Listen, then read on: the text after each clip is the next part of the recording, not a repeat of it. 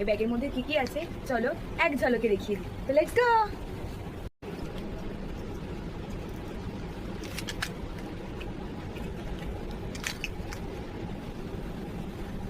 এটা হলো টুর্নিকেট, যেটা দিয়ে ব্লাড স্যাম্পল কালেক্ট করতে হয় বা ক্যানুলা এগুলোর জন্য করার জন্য এই টুর্নিকেটটা ইউজ করা হয়।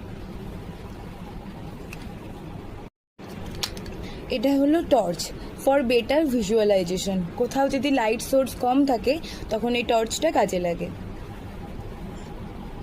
এটা হলো thermometer for checking the temperature obviously.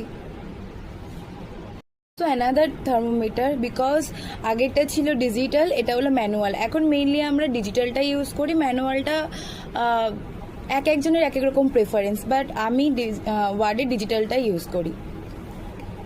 Pen pencil obviously for documentation.